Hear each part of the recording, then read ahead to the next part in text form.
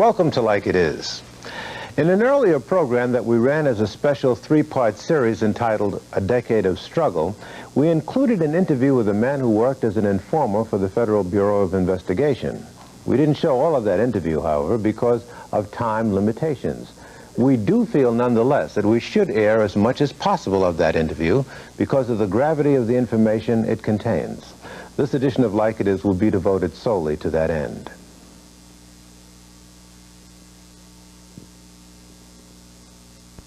The name of the informant that we interviewed is Dothart Perry, also known as Ed Riggs, also known as Bill Perry, also known as Othello.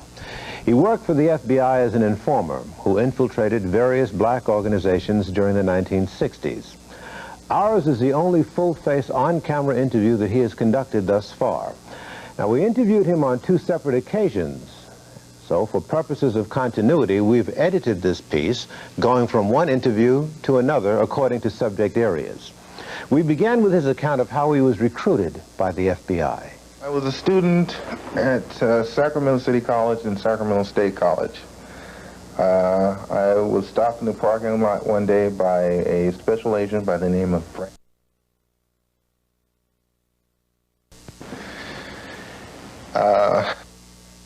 He told me a little bit about that he knew that I had worked in military intelligence and how would I like to work for him. And also that I knew certain people in the so-called black radical fringe that they would be very interested in finding different information out about. I told him that my term for military intelligence had been very short-lived, that I was not interested in them, and I wasn't interested in him either. By now, this must have been 1968-ish. Yes. Mm-hmm. The following month, I was going to school on a federal grant and also a VA loan check. My check didn't come down, either one.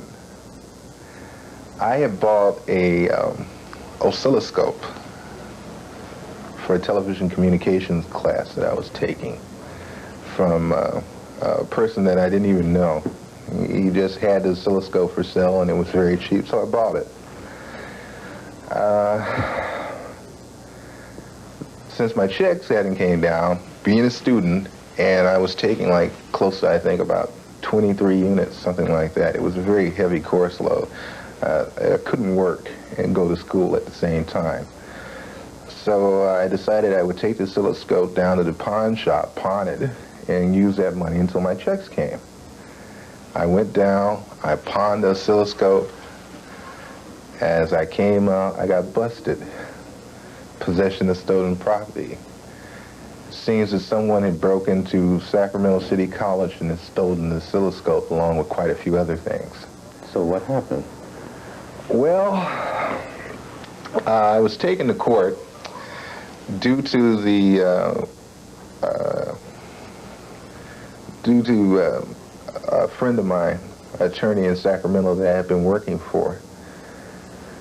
He intervened for me, and it was broken down to misdemeanor possession of stolen property, which I was given 3 years summary probation for. Let me clarify this. Summary probation means that all you have to do is you write a letter into the probation officer every month and you say, well, I've been a good boy this month.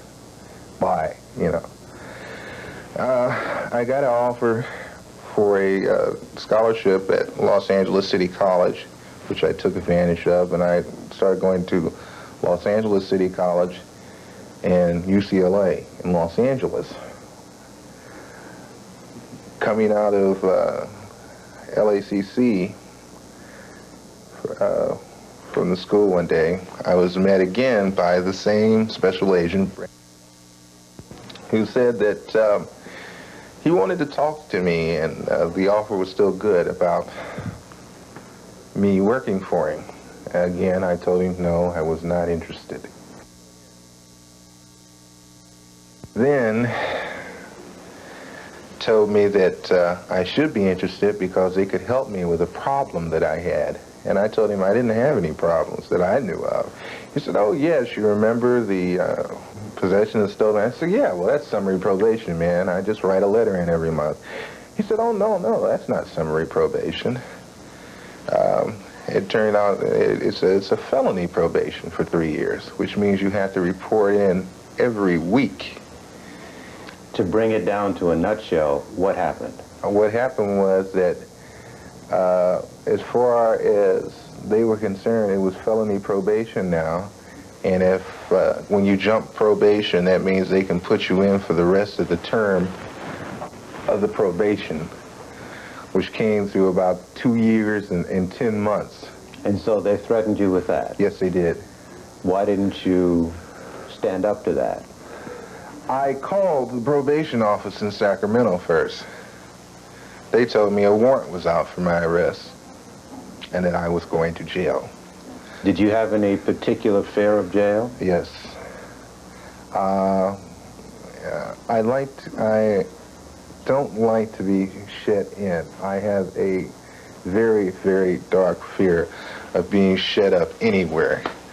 How would they have known this? The only way they could have known that is from my psychological profile when I went into military intelligence, which they take on all people that work in military intelligence. So you bent and you decided to go to work for them? Yes. How would you say that most of those who are doing the same thing that you did have gotten into that behavior? The same way you did, they were coerced? Coerced, pressure. Some can take it for, I think some might do it for the pay, for the feeling of power. It's a natural syndrome for a powerless person given a pedestal where he can direct, or he can say, well, this man goes to jail or this man stays free. They get a feeling of security from it.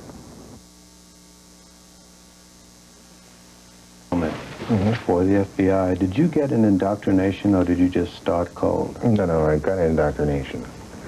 It started off with camera surveillance, camera surveillance, electronic techniques of surveillance, shadowing, the obtaining of let's say letters, empty envelopes, instructions on how to go to somebody's garbage containers and pick out useful items. You'd be surprised at the things that they take out of a garbage can, by the way. I mean, anywhere from the leftover food from breakfast, just to know what this guy used for breakfast, you know. When they become interested in a person or a group of people, they try to find out as much as they possibly can, psychologically and academically and social-wise. Who do they run with? Do they go to certain nightclubs? Does this one have a sex hang-up? Is the man impudent? You know, anything that can be used later on. How long was this indoctrination process? It lasts anywhere from 2 to 3 weeks. What is the most sophisticated equipment that you use as far as eavesdropping is concerned? The video setup, and also I work with the new, I think it's called parabolic reflectors for sound pickup. Very interesting piece of equipment. How is that used? Okay, it reminds you of a disc. Have you ever seen those radioscopes? Yeah. You know how they're a disc and then there is a cone behind it. Cone in the center, right? Yeah. Okay, these parabolic reflectors were just like that, except a smaller version, and you would point it in the direction of where you wanted to pick up the sound from. And how far away can it pick up sound? Oh, I think it was, what, anywhere from, the ones I use, from 200 to 500 yards. What? Oh, yeah. Distinct? Distinct, very distinct. You could be in a building, like say we're here right now, okay? Okay, not the next building, but the building behind. Let's say it's a little bit taller. Okay, I could point that parabolic reflector from there to this window, and I could pick up. That's how good it was. Through the window? Oh, yeah. Oh, yeah. The window didn't have to be open. window didn't have to be open in the hall.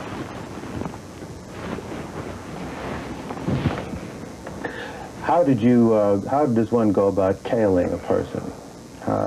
Describe that. Is there a particular art? You say you have to be taught that. Well, there is a particular art to it, but, you know, okay, let me state, number one, the easiest way is to get close to the person so you can run with it. You know, that's the best way. Okay, the second best way is the thing I've called trial and error observation, where you would go around and you would follow this guy, let's say, from a distance of anywhere from a half block to a block, as long as you can keep him in sight. And then you find out certain locales or certain places that this man goes to every day. Now, if you can get a set pattern of places that this man goes to every day, you got him down. You got him down. That's what they needed to know. So after a couple of weeks, you were ready to go to work? I wasn't ready, but I went to work, yeah. Do you know if this indoctrination period is more sophisticated today? Probably much more so sophisticated, for the simple reason that they're probably more severe on them as far as rating is concerned. Simply because of all the disclosures that are being made against them. I think they're being very, very careful. And when they sink their hooks in, I think they're making sure that it is tight, airtight. In your experience, did you ever see the FBI try to sway newspaper or media news? Oh, hey, let me run this down to you. LA Times, man. I went over there and picked up press passes from certain people over there. Let me see, some people that work for NBC. TV? Yes, in Los Angeles, used to get press passes to the Bureau and stuff. Fact is, we used to get some camera equipment from there. So a lot of this news film was probably turned over to the FBI. Oh, sure. Was definitely turned over. Oh, hey, they had a lot of reporters and well, you know, it was that old game of one hand washes the other. Usually an agent would prefer to meet the reporter on a one-on-one basis, you understand what I mean? Build a rapport with him, you know, go out to the press club, buy him a few drinks, you know, take him out to Hollywood Park, you know, for the races, you know, that kind of thing. Say, hey, Jim, you know, your paper's covering such and such, or your TV station's covering such and such. And, yeah, I just like a little bit more information than I've been getting. I need it, you know. It would kind of help me, you know what I mean? A personal favor. And if you do something for me, maybe I can do something for you, you know, in the future. Like, you know, when we're about to break a case, you'll be the first to know, that kind of thing. What kind of work did you end up doing as an undercover agent? Were you doing espionage work or informant work? Informant work, and also what you would call illegal entries, selling of weapons, selling of explosives, arson. You would sell weapons and explosives to these radical, so-called radical groups that you were joining? Yes. All right. Where did you operate? I was given a cover name, Ed Riggs. With that, I was also given a birth certificate stating that both my parents were, a birth certificate and a record for a Robert Riggs and a Mary Riggs who were deceased. And you lost all of your true identity? Yes. And you operated in California? California. What cities in California? Los Angeles, Oakland, San Francisco, Berkeley, Sacramento, Chino, San Bernardino, Santa Cruz. Any other states since California? Yeah. Chicago, Chicago, New York. Made 2 trips to Washington, D.C. Also, I better put in Seattle, Washington. That's very important, too. How does the FBI coordinate this information? You were one of a number of agents who were doing this. How did they correlate and coordinate this flow of information? How many agents, let's start with that, how many agents were working in a given city, like L.A., in the late 60s? Jesus, we're talking about a lot of people. Like I said before, in the state, I would say 700 to 1,000. In Los Angeles, which was a large concentrated area of blacks, we're talking about anywhere from 300 to 400 people. San Francisco, probably the same thing. That's a large concentration of black people. Wherever there was a large concentration of blacks, or a large concentration of minorities. Don't let me only say blacks, because we're talking about the Chicanos and we're talking about the Chinese, too. But among every ethnic group, there were ethnic groups of that group who could be recruited by the FBI to infiltrate their own. Right. Just want to get a sense of how much money American taxpayers were laying out for this kind of exercise. What was your salary? When I started with the Bureau, I was making, $200 a week plus expenses. When I left the Bureau, I was making close to about $800 a week, and also some expenses, too. So it might run as high as $1,000 a week. Yes, it's according to what assignments you were put on at the time. And statewide, there was 750 agents. 700 to 1,000. It might have been more than 1,000 statewide. People are into a fantasy world when they believe that the Federal Bureau of Investigation finds out what it finds out through the method of scientific investigation. That the agents can just go out and they can plot a course and they can follow a man everywhere and they take notes and such. That's not the name of the game. The name of the game is find someone that is close to that man or can get close to that man or that group or whatever and have him do the legwork.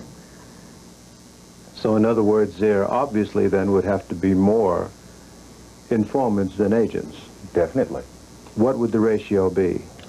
10 to 1? I think every special agent usually has anywhere from 6 to 7 what I would call prime informants or agent provocateurs. And then also you have anywhere from 20 to 25 people per agent also that are not really what you would call the everyday informant or agent provocateur, meaning that that person is not on a steady payroll by the Bureau, but every once in a while they will go to that person for information. What is your speculation on what recently happened in Miami? Would you suspect that there has been a number of agents that, or informants that have descended on Miami since that eruption? Oh, definitely, definitely. And not only from the Federal Bureau of Investigation, too. You'll have people from military intelligence. Military intelligence and the CIA, for the simple reason that they want to find out the CIA and the military intelligence people want to find out, is this anything connected with some kind of foreign agency? That's their prime objective. The Bureau wants to find out whether this was a organized type of mass movement that's going on. Are there leaders? Are there central people that started this? They want to find that out. Who was the one that was out there getting the group of people together and said, hey, let's go get this? You know, they want to know that. How would you tell a member of a community that they might be able to spot an informant? How is that possible? Can you spot one? Or what should one look for? Let's say someone in Liberty City. Well, it's like this. Informants come in all sizes, colors, and attitudes. There is no definite way, unless you can get hold of his telephone bill, and if you can connect the number with a Bureau office, and you got him, you know, but... The fact that they're not working steady and yet are able to eat and get around doesn't mean anything. Not so much in the black communities. That's one of the hard things, because there's such thing as hustling. And some people are known as good hustlers. So people don't tend to trip off of him. Hey, you know, blood, I don't know how blood did it. Blood probably did. He robbed somebody, or hey man, he's selling some weed or whatever. You know. Would it necessarily have to be a new face in the community? No. No. Fact is, they tend to shy away from that. What they try to do is get someone that's already situated. It's much easier. Much, much easier. If they have what they call a prime informant, one that has been trained, that knows how to get into the group. Say he's with another group, and he's made a name for himself. Okay, and then there is a group that the Bureau is interested in. Well, what they would like for him to do then is use his rep from the other group to deal with it. What do you base your conjecture or your statement that FBI operations and surveillance is more extensive today than it ever was? Why would there be? There doesn't seem to be the kind of organizations that existed in the 60s. Why would there be an even greater surveillance on the part of the government? Well, you have to look at it from the standpoint that the Bureau looks at it. And to them, organization or no organization, as long as there's one or two people or a handful of people that still think in the molds of some of the groups in the 60s, then they will be watching them. You can believe it. Then we moved into the area of budget, how the Bureau operates and manages its money. The FBI has holdings in different companies. They have storefronts, businesses. Wait a minute now. Why would they have holdings in companies, stock holdings in companies? It's extra money. Oh, you mean they get such a big budget and they may not use it in a particular year, so they invest in the stock market? Oh, yes. Oh, yes. The Bureau could, if federal funding was cut off to the Bureau right now, it could still go at full budget, I guess, for the next, 5, maybe 6 years. Is it for this reason that the FBI has been able to stand up against many other government agencies? You have to understand the person that started the Bureau and his background, J. Edgar Hoover. J. Edgar made an agency that was answerable to nobody but J. Edgar. There hasn't been a president that would dare call the FBI out on the carpet. Why? Why? Number one, just like they do background or surveillance on us, I suspect they do it to quite a few people up there in the Capitol. Senators, presidents, vice presidents. Everybody's got a skeleton in his closet. And on top of that, he's rendered the FBI financially independent. Yes. The allotments for their budget has grown bigger and bigger with each year. While I was in the Bureau for 7 years, the budget grew bigger and bigger. It's the thing that the monies not spent are always sent back to, to the government. Okay, but if you notice, the Bureau never sends any money back. Never. It uses its total budget, which is almost unheard of, except for the CIA, and they do the same thing. I guess being super patriots, they always have to figure that someday maybe the government might become corrupt with communists and leftists and black and communists and minorities and whatever, and that the FBI would have to function on its own bravely by itself. So J. Edgar Hoover had the foresight to make sure that the FBI would have a little nest egg around so it could conquer these subversives, And work west. What groups did you infiltrate in New York? In New York, it was the Black Panther Party, Queens section. How far into the organization did you get, and how'd you do it? What I did was I was a member of the party already in the California area. All I did was travel up and say I was checking out the party in the Queens area. What happened was, though, I only stayed with that assignment for, 2.5 days. We found out later, we found out then that it was infiltrated heavily by the New York Police Department. And there was no need for your services? There was no need for my services. Let's go back to the 60s. In the first interview, you touched on the fact that you were involved in some way in the robbery of arms from the armory, weapons from the armory. Yes. Give us the details and what just went down. What happened was that the Black Liberation Army, was in need of weapons. This was relayed to my supervising agent. By you? By me. Okay. He said, well, why don't you go back to them and tell them that you have a plan to get some weapons? What year was this incident? Jesus, I don't really remember. Okay. All right. I don't really remember. It was early 70s, I know that. What happened was, well, I didn't live that far from the Compton Armory. It was right up the street. And what the plan was that I laid out to him, that on parade day they only had one guard at the armory, and it would be very easily to go in there and get the weapons. What role did the Bureau play in allowing you access or to facilitate access to rip off these arms? Oh, they worked out the whole thing. They made sure that that there were no guards, except for, I think it was there one guard? I think there was one. No, there wasn't. There wasn't anybody, as a matter of fact.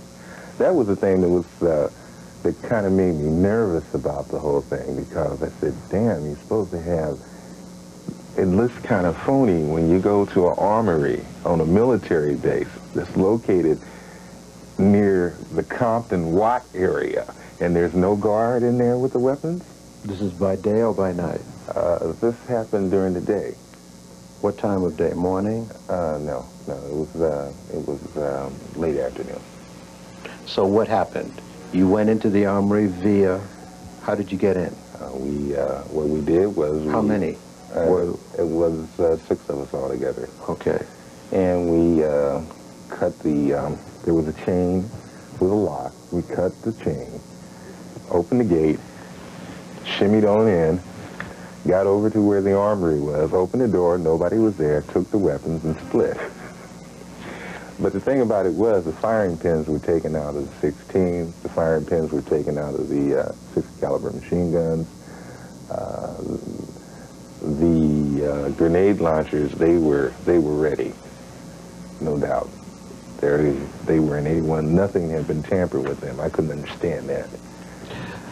Why would the Bureau be interested in collaborating to allow the theft of these weapons, so that knowing that they were going to go to the SBA or the BLA? Well, it's like this. SLA, I'm sorry. Well, you have to, there's a thing called a controlled situation. And what is meant by controlled situation is that you know who has what and what they intend to do with it. Then also you can also have someone or something where you can exert a little pressure to make sure that they do such and such a thing. They don't deviate. And the Bureau was very into controlled situations. So in other words, when they got these weapons, they could then be goaded or lured into getting into some activity that would make them vulnerable. Right. In other words, set up. Right. At this juncture, Perry began talking about a man called Elmer Geronimo Pratt, who Perry says is serving time for a crime he couldn't have committed. Going to allow a person like Elmer Pratt to sit up 9 years in jail for nothing. The man did nothing except that he was a leader in the Black Panther Party, and they wanted him out of the way. They? The Bureau. So, what happened? Well, there was a murder, right? The murder happened in Los Angeles. Elmer Pratt was in Oakland, okay? Elmer Pratt was under 24-hour surveillance, both physical and SE, electronic, okay?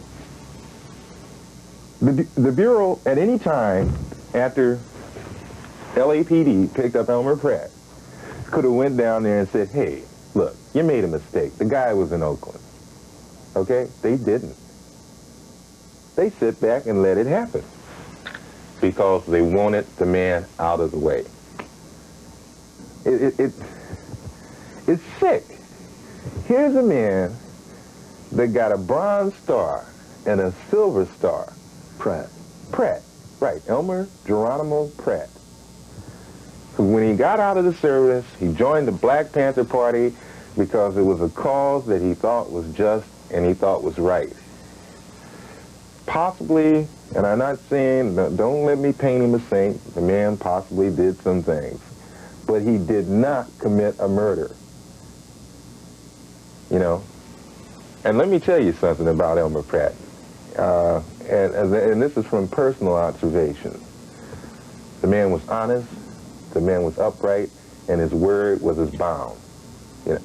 And he wouldn't go around doing a jive-ass robbery on a damn tennis court and kill someone. That's just not Elmer Pratt. He was set up, he was railroaded from the get. I'm surprised they didn't try to kill him in prison. And I'll be surprised if they don't attempt to do it now. Because now people are starting to make waves. Finally, people are starting to realize, after the man's been in there 9 years, and oh, by the way, four years of that was in solitary confinement. Was the Compton Armory the only instance where you supplied arms to liberation or black groups? No. I supplied handguns, a few other things, quite a few people. The Community Freedom School, I gave them the ID, the money, and told them the store to go to purchase weapons, and what weapons to purchase. Have you witnessed murder? One. Fred Bennett. Were there ties to the Bureau involved in this murder? Well, let me put it to you like this. Who's Fred Bennett? Fred Bennett was a sort of low-ranking Panther Party member in Oakland. He was with the national headquarters. I found out later on that there was a great possibility, or that he might have been really a informant, but of a very low caliber. Well, what happened? What did you see? Well, I went up in a Jeep in the Santa Cruz Mountains with Jimmy Carr, Fred Bennett, and myself, and some white guy. Also, I was find out later on that the white guy was working for the Bureau also. Mosier, I think his name was. What happened? Anyway, we get up there to the mountain, and Bennett says, you know, we got an informant here. In the car? In the car. And when he said that, the first name that clicked through my head was, excuse the expression, Jimmy Carr was not one to be trifling with. The brother had been in and out of prison all his life. For him to cut somebody's throat or to possibly physically beat them to death would have been no problem. He was a big, big brother. The only thing that I could think of, well, the man's hands was on the steering wheel. Let me try to take his head off, or he takes mine off. I was armed also. Then... So what did you do? I jumped, and I said, hey, what you talking about, man? And that's when he pulled his .357, and he said... Car?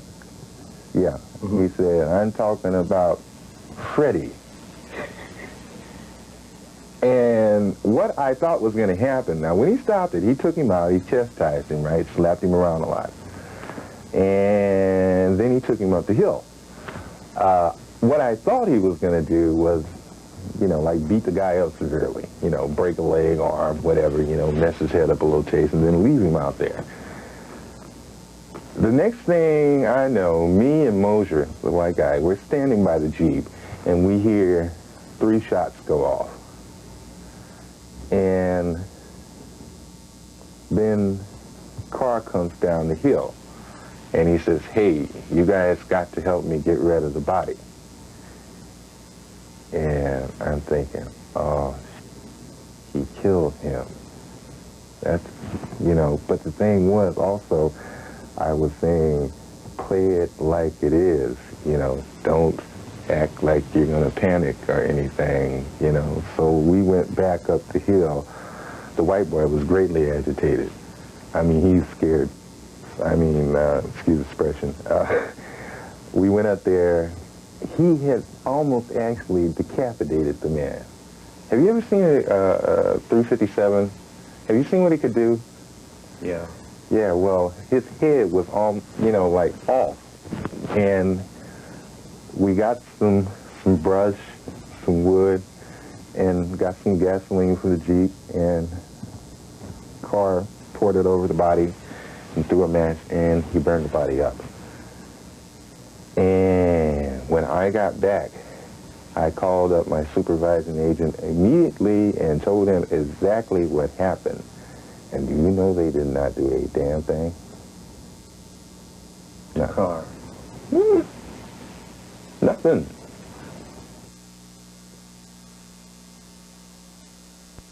George Jackson was a member of the controversial Black Panther Party who was killed while he was in prison.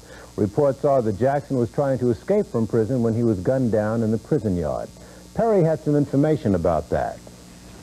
As I recall, there was a good deal of public uproar about him being in the slams, and the chances were pretty good that he was going to get out because of this public pressure. If that's so, why would he be involved in such a sham attempt to break out of prison? Okay, let me put it to you like this. I think that, okay, you have to understand the psychology of prison per se itself.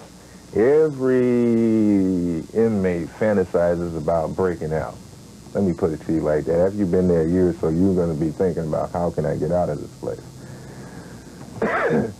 The thing was, George Jackson thought that, and he probably thought correctly, that San Quentin officials under no circumstances were going to let that man walk away from that prison alive.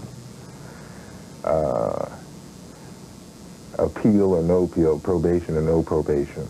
There are so many ways you can set a person up in prison. It's not funny, you know. I mean, they want you, they'll get you.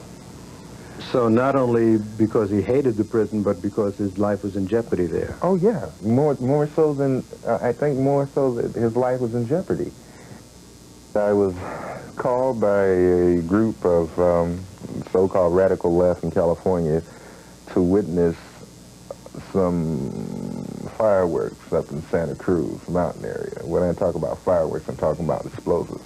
Not 4th of July. Yeah. What happened when you went to witness this testing of fireworks? I took a Pack unit with me, a kite. I videotaped the sequence of how they used the explosives, who was there, you know. What kind of explosives were they actually? They were, let me see, plastic explosives, and it was a solution somewhat like nitroglycerin or nitroglycerin. Very high explosive. Okay, so what happened after that? Okay, I found out through Carr and 2 of the other people there that this man was supplying this to them.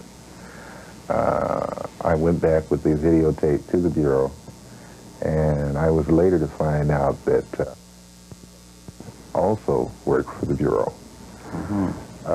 Now, what was the real purpose that this group was testing these fireworks? Did they tell you at the time? For a possible escape of George Jackson.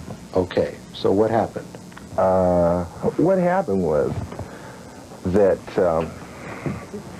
James Carr, who was better known as Jimmy Carr, who was like a second lieutenant to George Jackson, also was one of his former cellmates, was setting up a escape plan. Right. Okay, now the thing that is very confusing at this point to me is that through the information that I have and from the times that I spoke to Jimmy, they were setting up the works, but they hadn't put anything in motion. In other words, they had been slipping certain items into Mr. Jackson at present through different means. But the time wasn't right at the time that George Jackson supposedly made the attempt.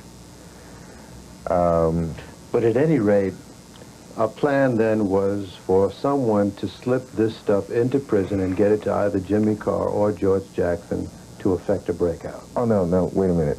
Jimmy Carr was on the outside at that time. I'm sorry. Okay. But it was slipped into George. Okay. It was slipped in. Okay. Because the St. Val's turned up after the so-called prison breakout. If you remember, the day of the George Jackson assassination, and that's what the hell it was, Vanetta Anderson supposedly went to visit George Jackson. I am saying Vanetta Anderson did not visit George Jackson. I am saying that guys, as a black woman, went to visit George Jackson. And I am saying also that Stephen Bingham, the attorney, was used by the way of handing the tape recorder to Stephen Bingham, to Bingham, to take in, because there was no gun in that tape recorder. That gun was already inside there with George Jackson. But apparently then, not only had the nitro and stuff been slipped to Jackson, but also there was a plan. And what was that plan? Well, the plan that we knew about, or let me say, the plan that I knew about personally was the plan where they were supposed to blow the east wall of the prison. Jackson, in turn, was supposed to have taken a chain, some long metal object, thrown it around the wires and grounded it. That's cutting out the power to the prison. And then escape off into darkness with jeeps, with armed people that Carr knew. But what actually did happen? What actually did happen, okay. Now this is only a hypothesis on my part. Yeah. But what I think, since the present authorities and the Bureau were well aware of what Jackson was planning to do, that they forced his hand. Also, I believe that one of the guards had the 9mm pistol. There is no way in hell that George Jackson could have got that 9mm pistol smuggled in, because that 9mm pistol was confiscated over a year ago from Landon Williams during a raid. Oakland Police Department had it in their possession. It went from the Oakland Police Department to the Bureau, and from the Bureau it disappeared up until the time Jackson supposedly had that snuck in where, you know, he hid it in a wig or whatever they said he did, whatever lie he came up with. So you're saying then that George Jackson was given these vials that were actually duds, and then he ran out thinking that it was nitro, threw it against the wall, ping, they didn't go off, and he was blown away. Right. And the thing that backs that to the max is that the brother that went out with him also had 2 of the tubes. But the thing was, the prison authorities put them in a basket, and they took the tubes out into the center of the yard, and supposedly they stood back from a long distance and shot their weapons at it, breaking the tubes and the contents. You know, the contents all spilled out, and so there was no way to examine those. They did find 1 tube, and that was in George's cell. But no one's ever been able to get their hands on it due to some legal process brought down by the Attorney General's office in California. What do you have to say about the church committee hearings? Do you feel that the church committee has revealed all the information that they've gathered? No way. No way.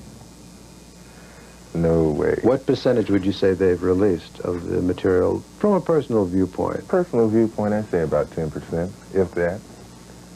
That's kind of stretching it, I believe. When you went to Washington to testify, you took a lot of evidence with you. Yes, I did. Physical evidence. Yes, I did. They kept that evidence. Yes, they did. Where is it? I have no idea. I have no idea. It was never made public. No, it wasn't. Was it strong evidence? It was very strong evidence. I mean, how strong can you get when you actually have the voice of the man speaking to you over the telephone, instructing you after you steal certain particular paperwork to burn that garage up. And he says his name. Yeah. I think that's very strong evidence. Well, what do you make of their reticence in releasing this information? Well, let me put it to you like this. I think the whole thing was a farce. I think it was a setup. When I went up there, I was interviewed by some people from the Justice Department, which was cool. But then also they had two agents from the Bureau that interviewed me for an hour concerning the information that they damn sure knew about. You know, I think Church cooperated with the authorities to a great extent as far as holding back certain elements of things. You know, the Bureau has a good way of dealing with senators and congressmen. You know, when they try to release something on them, they say, hey, well, this file is still active, or this case is still actively going on, and if you release this pertinent information, then it will destroy the whole case. That kind of thing. So what is that called? There is a expression that they use for this.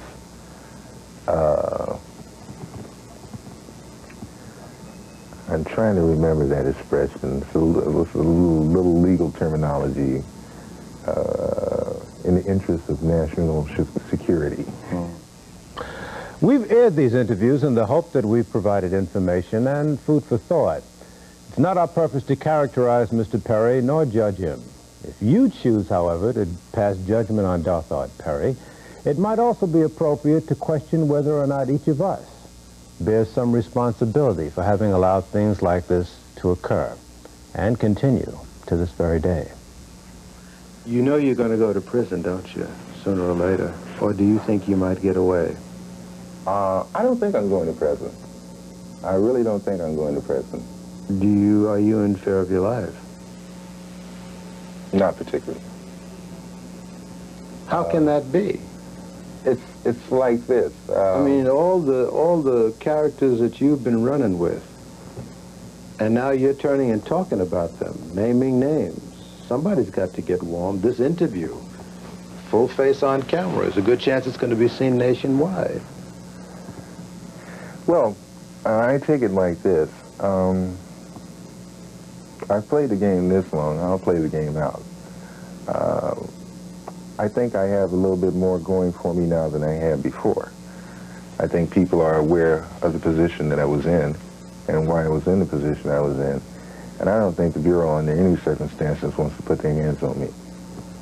The fact is, I think they're going to be using most of their time denying that they've ever known me. The fact is, from when this stuff, when I first came out with it, that was one of the things. We've never talked to him before. We don't know him. You know. Then later on it was a thing, well, yes, we know him, but he never worked for us.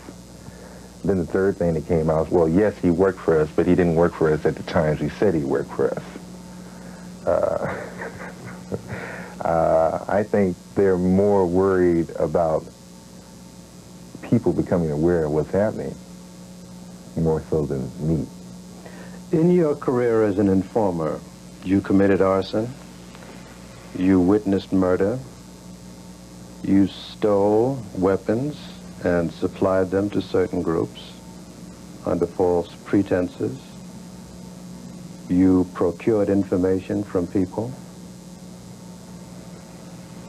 That's an ugly mirror to hang up in front of your face, isn't it? Definitely. But then also, if you're thinking about the part of them pressing charges against me behind those actions that I did, you have to also think in part that if they're going to press charges against me, then they have to press charges against them. How much would you say you've earned in your career as an informer? Have you ever thought about it? No, not really. I would say anywhere in the seven-year period, I'd say anywhere between $50,000–$60,000. Oh, for a 7-year period? Over a 7-year period. It's not a lot of money. It's not a lot of money, no. Per se, it really wasn't the money. It was the pressure. You'd be surprised at what a squeeze in the right place can do to a person. Because if you had told me when I got out of the service that I would work for the Federal Bureau of Investigation, I told you you were out of your mind. And you're saying to our audience today that there are many, many, many black people, brothers and sisters, who are caught in the same bind that you were in. Or worse. And are working for the government. Oh, yeah. Informing on our people. Definitely.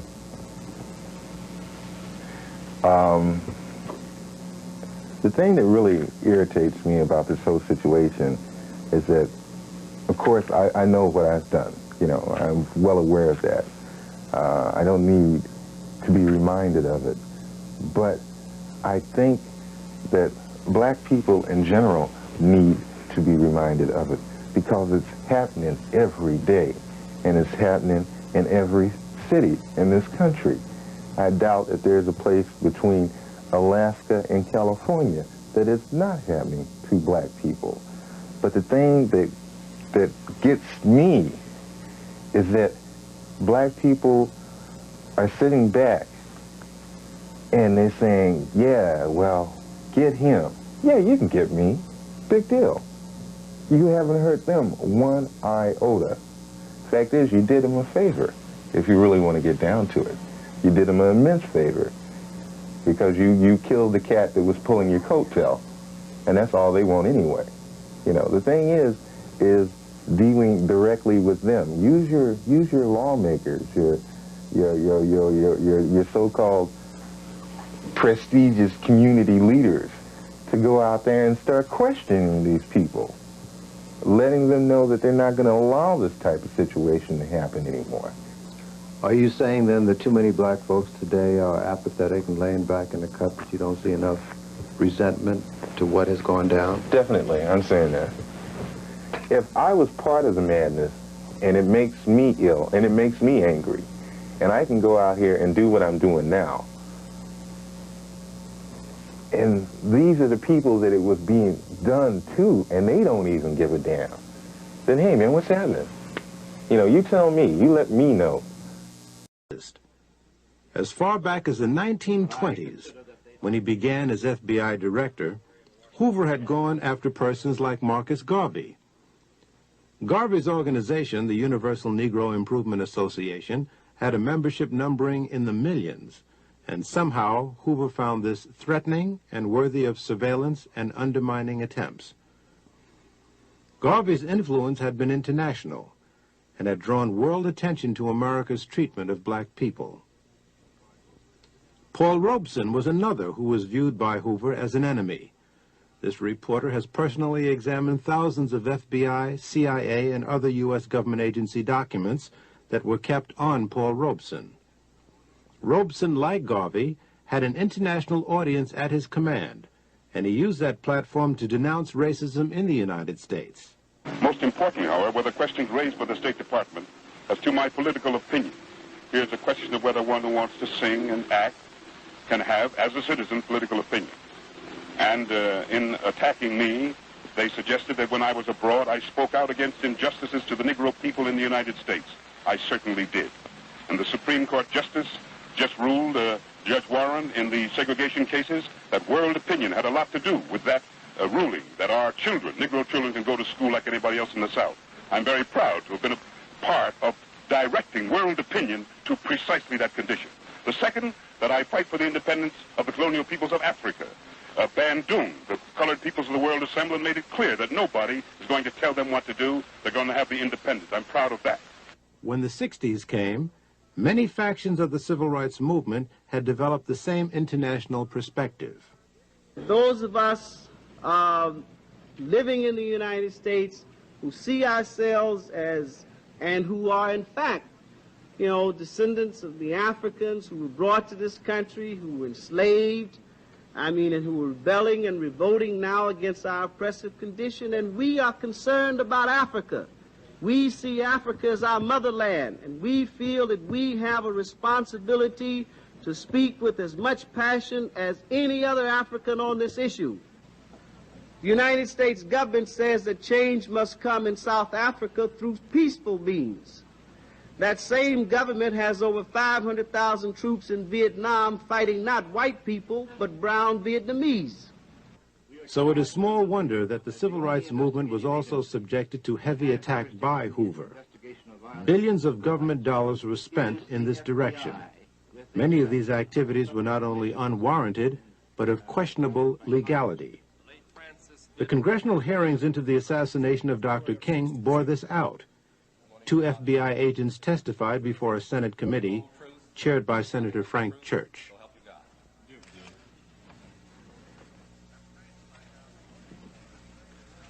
I'm trying to find out what it was that impelled some part of the FBI to pursue Martin Luther King with such an obsession. And what I understood that answer to be is, first of all, it was not any suspicions of the commission of a federal crime. None of the literature showed up a single suggestion that Martin Luther King had committed or was about to commit a crime. Is that correct? That's correct. Yes, Senator, but at this point, much of what was being done did involve challenges to local laws. And there is a very strong suggestion that King was seen as rallying the lawbreakers and would-be lawbreakers, albeit for a cause that sounded pure. I'm looking now in terms of, if we look at what might have gotten the Bureau started, and if we remember at the same time he is extremely critical of the Bureau's own law enforcement efforts.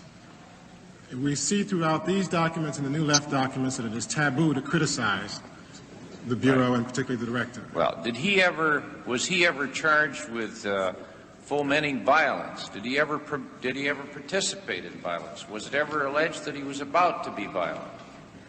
That was the very opposite of his philosophy, Senator. So that it was neither the fear of commission of a crime or the commission of violence.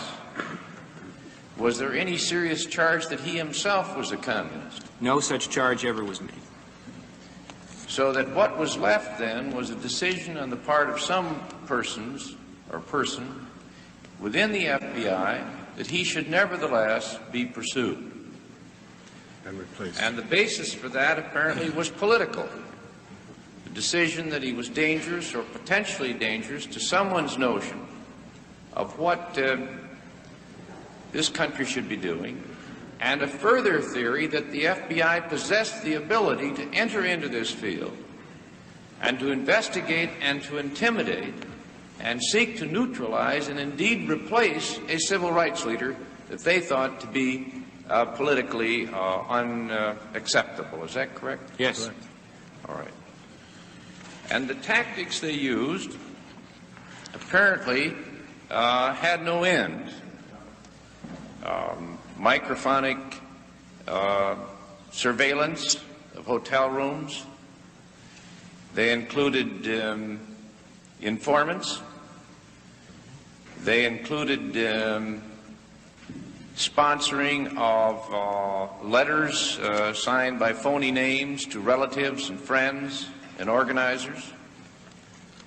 They involved even plans to replace him with someone else the FBI was to select as a national civil rights leader. Is that correct? Yes, that plan didn't get very far. But it was seriously considered, and Mr. Hoover penned a note to that suggestion commending its authors, did they not?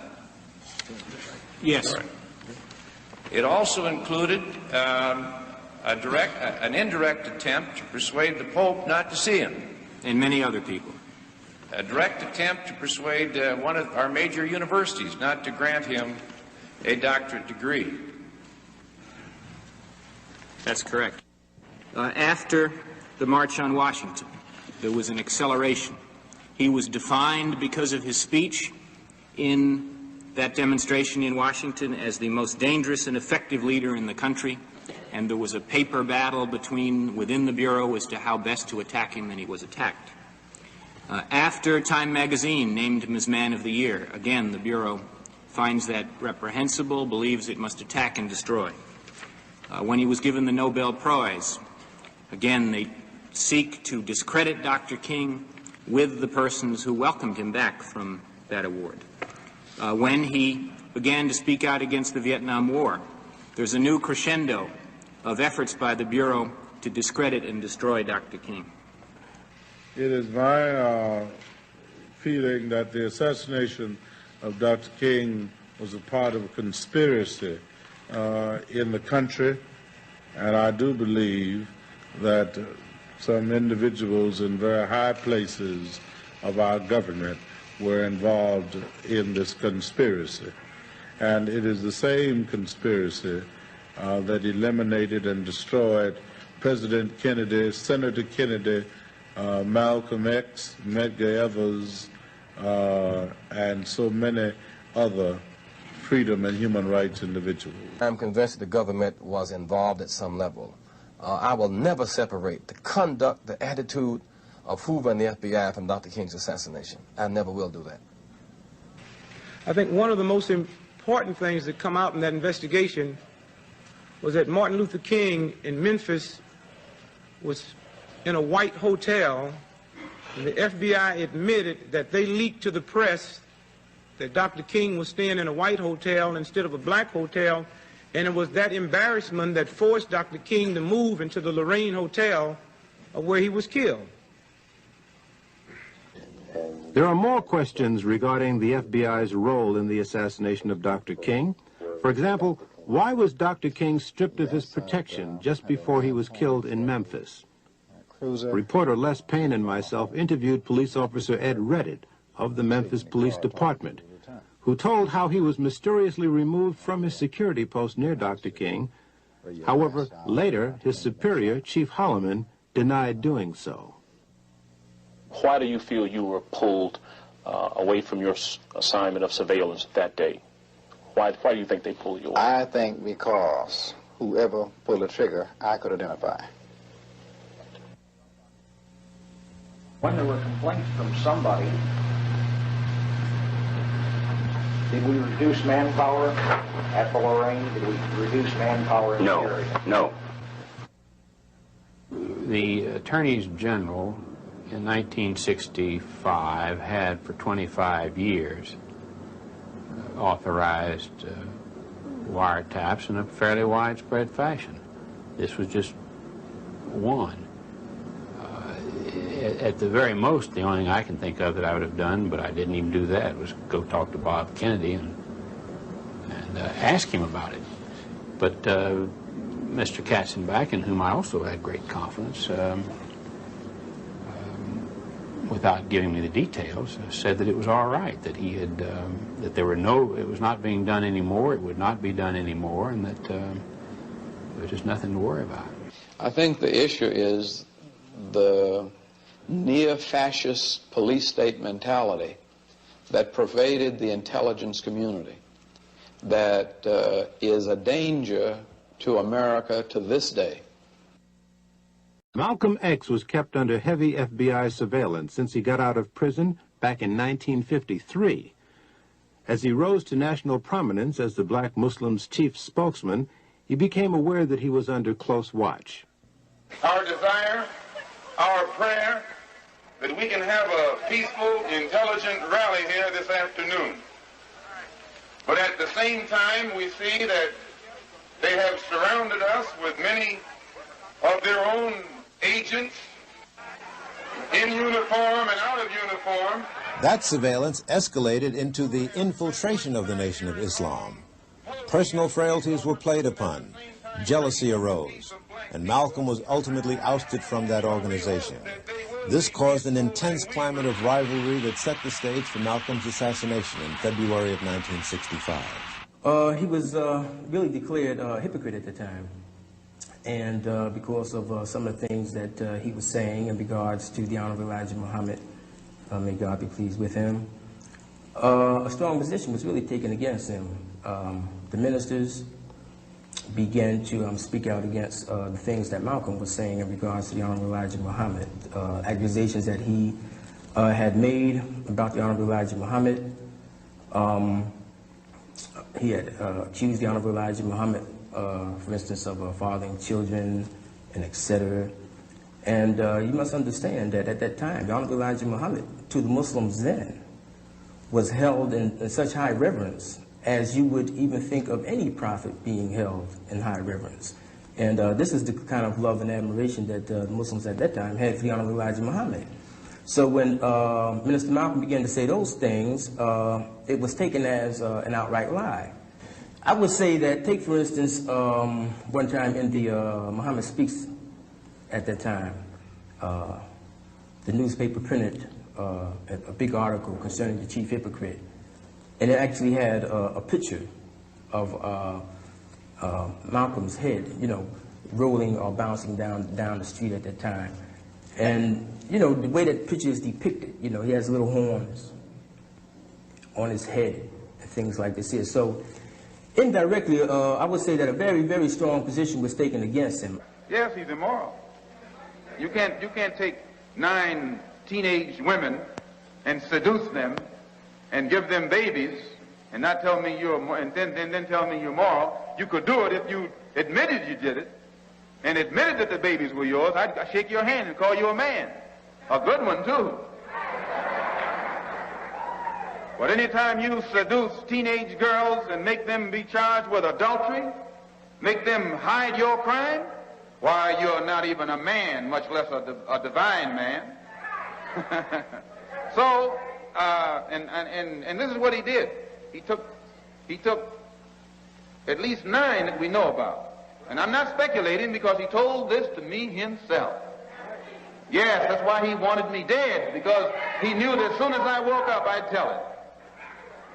Plan of action was basically what took place. Me and Leon, we took seats down in the front of the Autobahn. We came early. We would drift into the Autobahn. If indeed there was a search, then we could never enter. There was no search, so we drifted in just like we had hoped to. Leon Davis and myself took seats down front on the left-hand side. Benjamin and William, who carried the sort-of shotgun, sat right behind us, you know. And Wilbur sat somewhat in the back or almost in the middle. And our plan was, as soon as the brother came out to speak, that Wilbur would throw the smoke bomb to make a distraction, and that William would fire his shotgun, and that Leon and myself, we would fire our weapons. And then this break for the door. And without any further ado, I bring before you Minister Malcolm, and I pray that you and I will listen, hear, and understand. Thank you.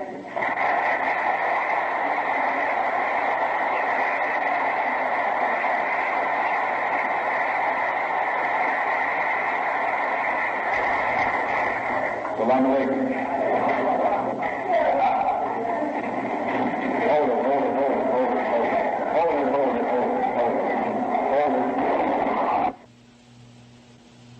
As in Dr. King's assassination, a police superior has trouble with the truth. He tells reporters that 2 suspects were arrested at the Autobahn. Later, official police reports say that 1 was arrested. Also, listen closely as the police official carefully handles the question about police on the scene. We have 2 suspects in custody now. Where were they arrested? Fired the shot? I wouldn't know that at this time. Where were they arrested, sir? One of these men was arrested on the street by one of our patrolmen close by. There were no police at this meeting, were there, Inspector? There were no uniformed policemen assigned inside this ballroom. No uniformed police on the scene. Does this mean that police out of uniform were there? And if so, why didn't they take action? What were they doing there? This behavior pattern rings a bell of striking similarity with the behavior pattern of the CIA overseas. The Church Committee produced cables, demanded and got cables, which proved it traced the CIA's plan to kill Lumumba. Sid Gottlieb got on a plane and went to Leopoldville. Headquarters sent a cable saying, use the poison. Gottlieb was couriering for the poison. Headquarters sent a cable saying, you have to use it promptly because it deteriorates. And they had a plan to try and get it into his toothpaste or give it to him in a Mickey at some social function. And then there's a gap, and no cables, no explanation of what happened. Then 5 weeks later, he's beaten to death on an airplane. And unfortunately, though, the airplane was in the control of people who had agency cryptonyms. And the gap of what happened has never been answered. The men who were involved and were responsible obviously aren't speaking out, and there's no paper to prove anything. So perhaps the same tactics were used against the civil rights movement. Heavy infiltration of the ranks, spread the seeds of dissension, then step back and let the blood spill.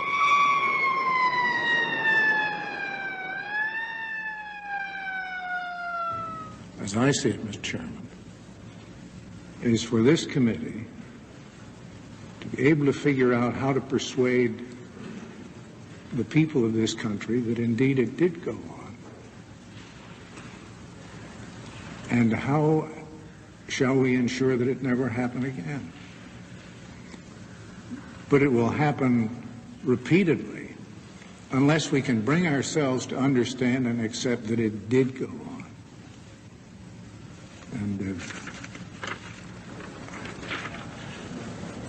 And I say that as one who worked as a United States attorney with the Bureau and have enormous respect for its capacities in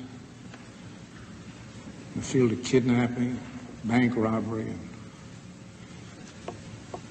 a lot of other things, but am appalled to learn what if it's correct, the intelligence side of that Bureau was up to for so long. If we would like to believe that the FBI would do all this viciousness and all of these things to an individual and would stop short of killing him, then we're out of our mind. In America today, if we believe the CIA would deal with foreign assassinations and would not consider it at home, that's like saying the mafia runs crooked gambling tables in South America, but honest ones in America. It just ain't true. We've seen then how the decade of struggle ended.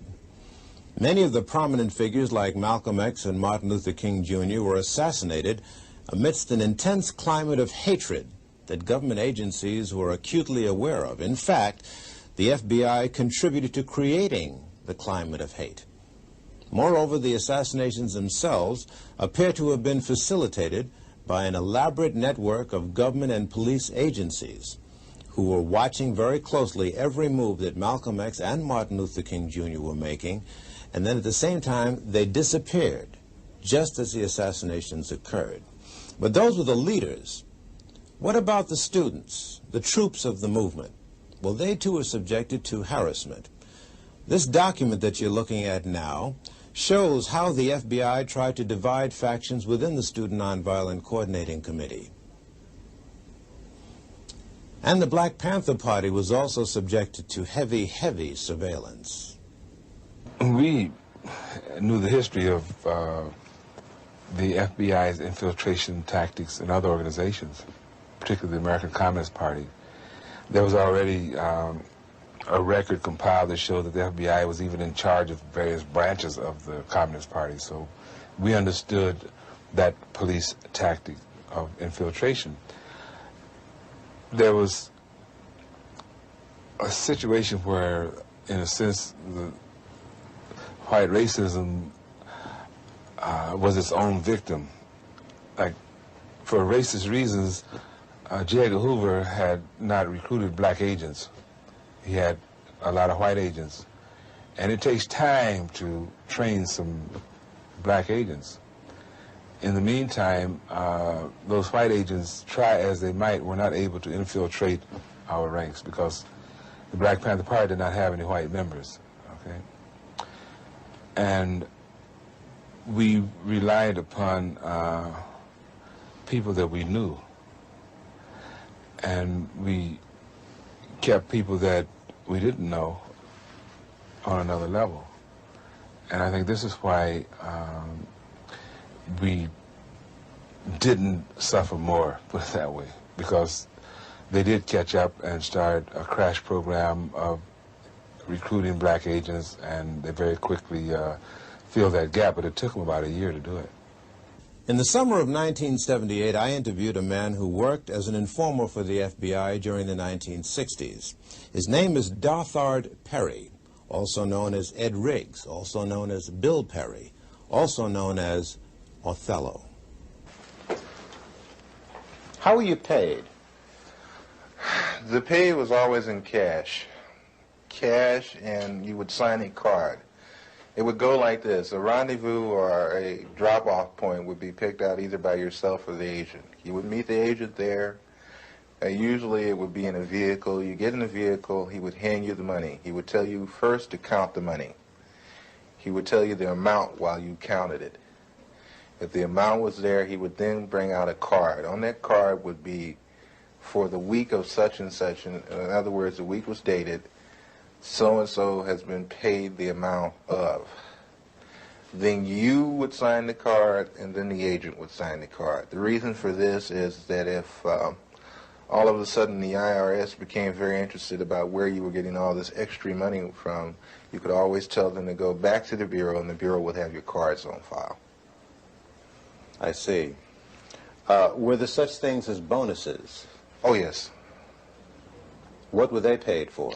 Bonuses were paid for, suppose while you were meeting with, or you were at a meeting with Bobby Seals, Chulai of the Red Army happened to come to the meeting too, which is something which would be a new development. That's bonus time. In other words, a hot piece of information. Hot piece, very hot piece.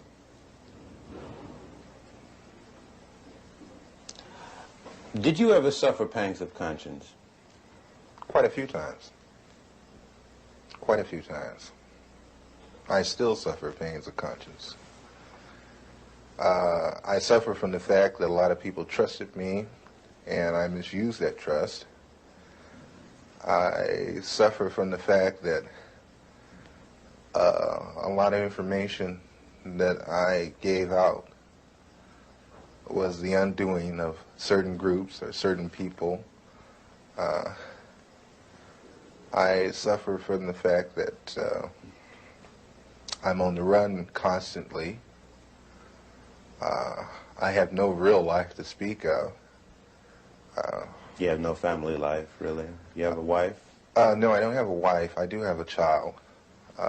I can't see her that often. I have to stay away from them because once I come around, the Bureau shows up and harassment starts.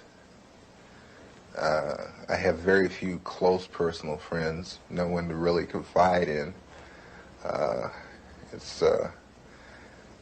It's like being on the outside of a glass jar and everything is happening inside the jar, but you're on the outside. You can see it happening, but you can't participate. Why have you decided to talk to me? For the simple reason, I think this information should be getting out, should be put out to the public. I think not only black people, but everyone should become aware of what your so-called law enforcement agencies do to so-called enforce the law. Because between you, myself, and the audience, I've seen more felons in law enforcement than I have in prison.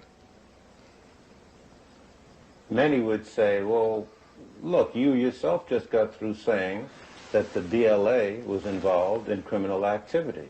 What's wrong with wanting to put them in prison? How would you answer them? I would answer them this way. first off, we have to understand why they did what they did. But I'm not even gonna go off into that psychological hoo-ha. What I'm gonna say is, when you become just as bad as the people that you go after, then there's nothing gained and a whole lot lost. You also were active in the infiltration of many cultural groups. Before we go into that step by step, how much research and study did the FBI engage in of black culture in the late 60s? A great amount. Give me an idea. From the thing is, I can, they have a file on every type of magazine that blacks read. They have a file on the music.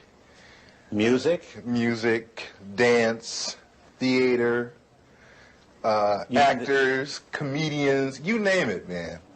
And they would actually study these different... Yes. Oh, yes, definitely. What would they do with music? To understand the people, you have to understand the culture. To infiltrate, you have to understand. You had a lot of so-called white liberals that were infiltrating the so-called black groups, using the information that they had gathered from the studies of blacks. You mean just to understand the behavior pattern of our people? Oh, yeah, I can, you know, Will Heaton could name out some jams of Miles Davis that I hadn't even heard of. He could name off some books that I hadn't even read pertaining to black culture. Did you ever see agents actually studying the music of... Yes, yes. Yes, I've seen them going over even video portion of cultural events. The understanding, like when, okay, you have an organization like Leroy Jones' Black House. You remember that? Okay, Leroy Jones's place, which was done on the thing of tribalism.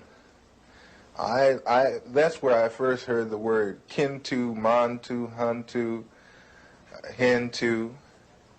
These words of the African continuum. You know, I learned that from an agent. He ran it down to me. They make in-depth studies of the personalities of the people they're dealing with too, culturally. It always helps when it's a thing of, you can take their culture and use it against them. How large would you say an extensive collection on our culture would you say the FBI has? Would you rate it as large as a particular library, like the Schomburg Library in Harlem? Or... I would rate it better. I would rate it better, and the fact is that they go into details that we probably would overlook. Will Heaton used to meet me in different places, you know. Will Heaton, that was one of my supervising agents. There is a certain bar in the Los Angeles area where people into black cultural things met, and Will Heaton used to meet me there. And he would go into very long and tiring conversations with some very articulate brothers about culture, African culture, and Afro-American culture. Tell me about some of the cultural organizations that you infiltrated and what you did.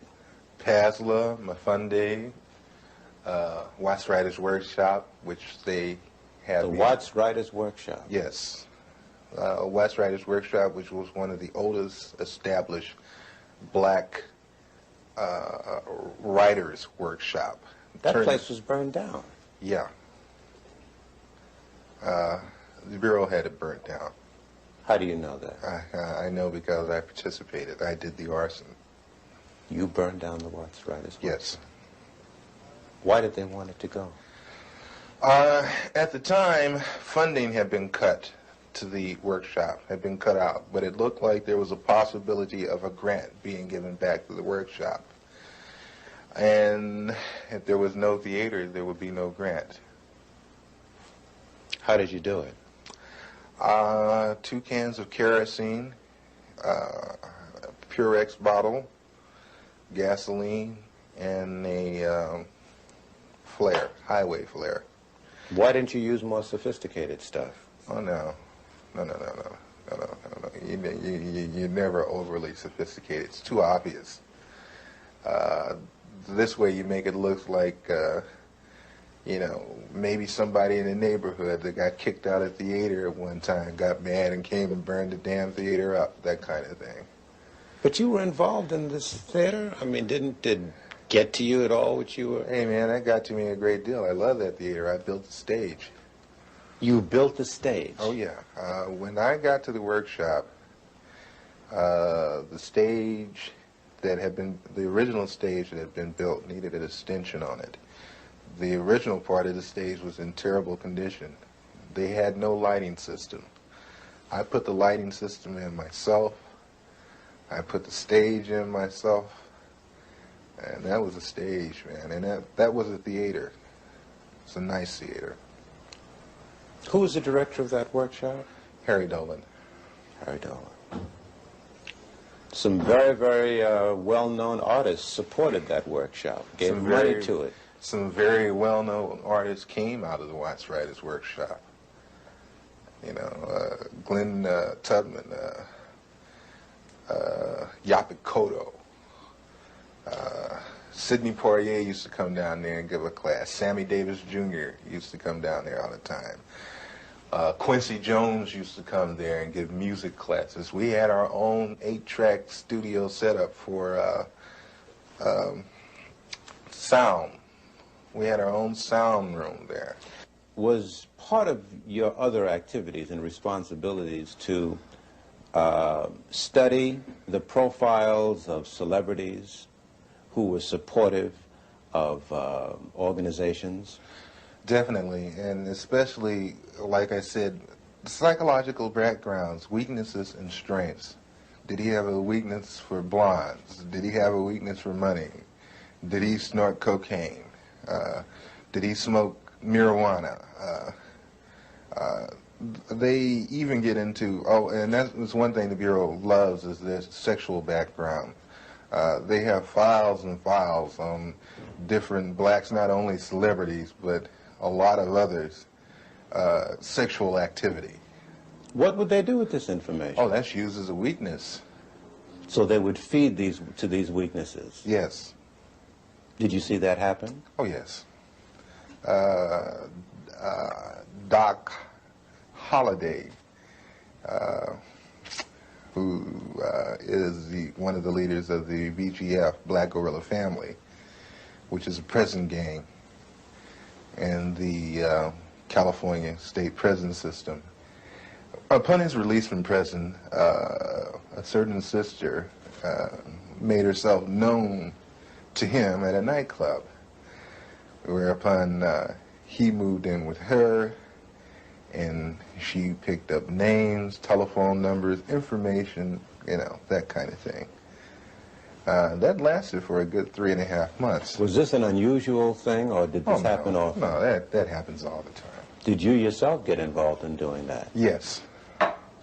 Give me an example. There was a gentleman that was on trial in Los Angeles that belonged to the BLA that had been busted in a southern state for a bank robbery, but was brought with 2 other people to Los Angeles to stand trial for the machine gunning of a police officer in Los Angeles.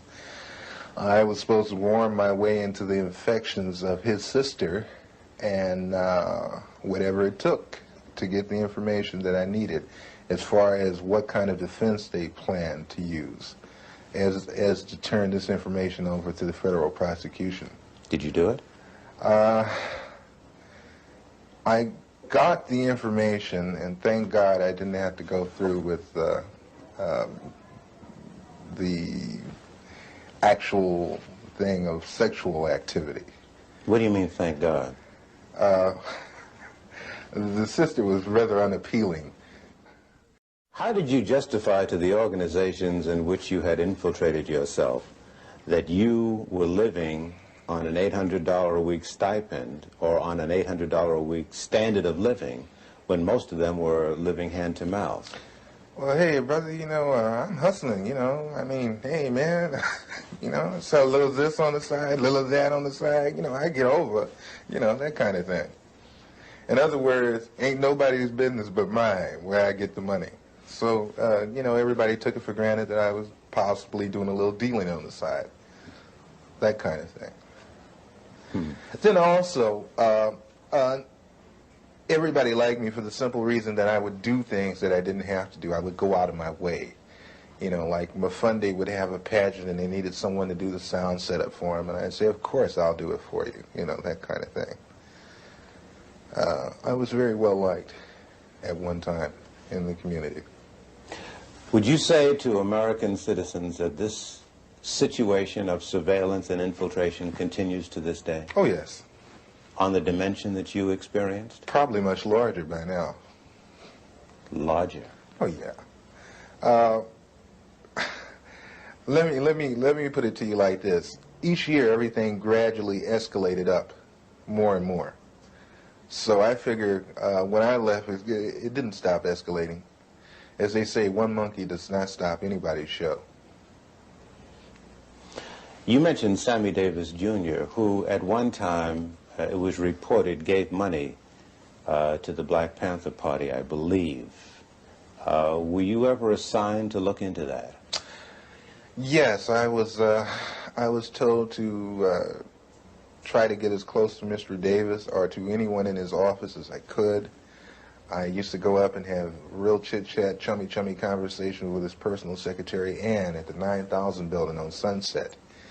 And I used to bring a Porter-Pack video camera, and I used to go around and I would videotape the whole office.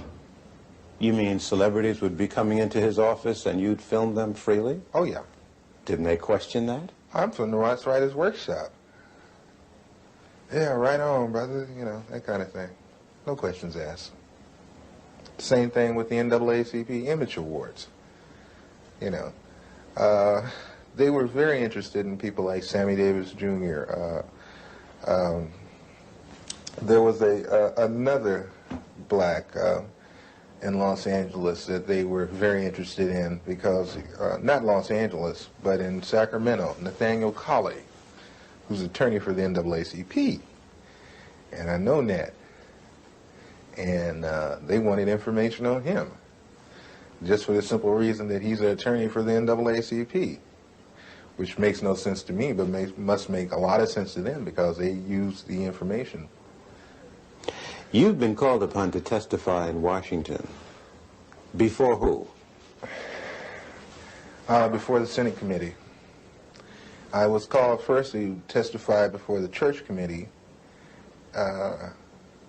and I did go to Washington, D.C. I did testify to those people, and I want to say right now that the committee was full of smack. They got loads and loads of information and didn't even use it, didn't release it. I had tapes that I offered to them in evidence against the Federal Bureau of Investigation with conversations of me and my supervising officers where he's telling me to obtain certain articles for him by stealing. Don't get fingerprints on it. We can really use that. Did you take the weapons over to such and such? The Churches Committee told me that they couldn't use the tapes because the tapes were gotten by illegal means. What would you say about the composition of the committee panel that questioned you? I can say that's for the birds too, because the same people that I was talking about were the same people on the panel with the Churches Committee. What do you mean? When I came in the room to be interviewed by the so-called people from the Churches Committee, the representatives from the Federal Bureau of Investigations were also in the room. FBI agents were a member of the Church Committee panel? They were there with the investigators for the Churches Committee asking questions just like the Churches Committee. And see, this is another thing that I find fault with, and this is another reason why I am not going to Washington, D.C., is that, again, I have been asked to come again for the second time. I'm not going again. For the simple reason that when I went up there with the idea that there were agencies investigating the Federal Bureau of Investigation, not the Federal Bureau of Investigation investigating itself. You're on the lam, almost. Do you have a sense that you're going to be arrested and go to prison?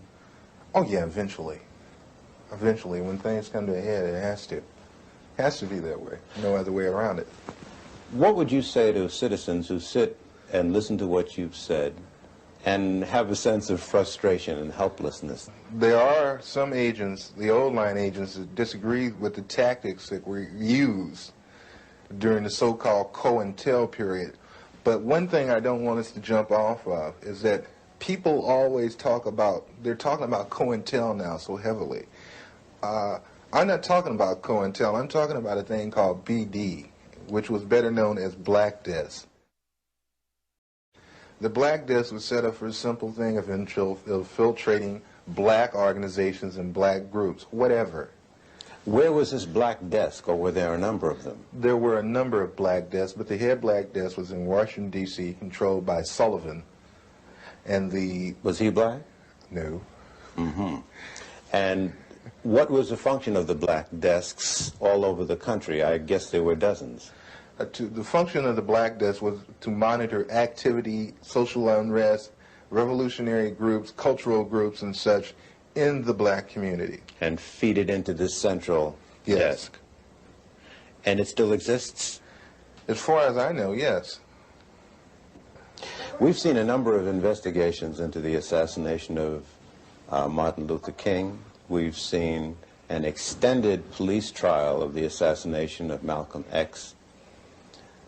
What you seem to say substantiates what many black people say out on the street, that government agents or agencies knew that these assassinations were brewing and either participated in them or allowed them to take place. It would behoove black people, it would behoove all people, really, to question so-called the cut and dry one lone assassin theory. The Bureau and other intelligence agencies are very good at conspiracies. They are very good at setting people up to be killed. They are very good at making innuendos so the person will be killed. City police don't know about, because they have policemen in there. They don't let black people form anything without some policemen in there. And while I was in the black Muslim movement, over the black Muslim movement, many of the police who were sent to infiltrate us, they're black, would tell me, say, look, I'm a cop, but I have to come. They would tell me. I knew the Muslim movement was full of police. So don't you think anything is going down that they don't know about. The only thing that goes down is what they want to go down. And what they don't want to go down, they don't let it go down. Something else was used against the students that drove the final nails into the coffin, killing the movement. What stopped it, of course, almost dead in its track, and not by any accident, was a widespread and deliberately organized widespread use of drugs.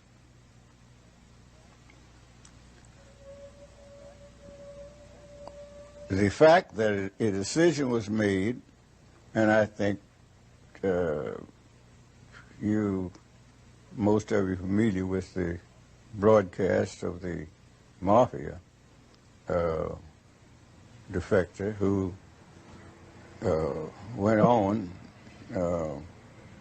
public media to declare what happened and outline in great detail the great plan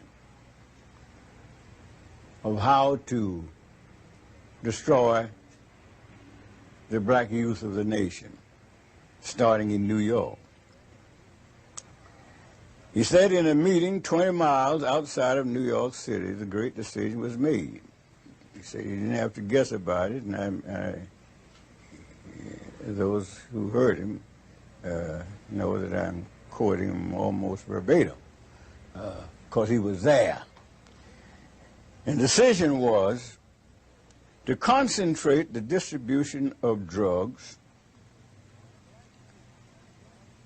on the black youth of the nation, starting in New York. Starting in New York, beginning in the elementary school, and that to punish, even on the pain of death, any of the distributors who invaded the white community or predominantly white schools. That New York and other large cities were to be divided up into districts. The district commander, black, was to be given any kind of car he wanted, Mercedes, Rolls Royce, anything, because this would be a part of the sales pitch. Said blacks just love fine cars, and he'd drive around through the community in his fine car, and some of his key assistants, and he'd be identified, he'd be known, and that sort of stuff. And so the stories, I'm not going any further into it. But thus it began, and the spread over the country. And we fell for it. Now, one thing was important. That the thing to attract the blacks, more than any other thing, more than the drug itself, but to spread the word, have a number of key young people in it, and to spread the word that this is the end thing. So that'll get them. Just say it's the end thing, and they'll brave the fires of hell to be a part of the end thing. So that's our story of the decade of struggle. We put together this film to pay particular homage and tribute to the extraordinary young people of that era. And we give the story to our young people of today in particular, in the hope that they'll stop and think about much of the negativism that they're caught up in nowadays and try to understand why.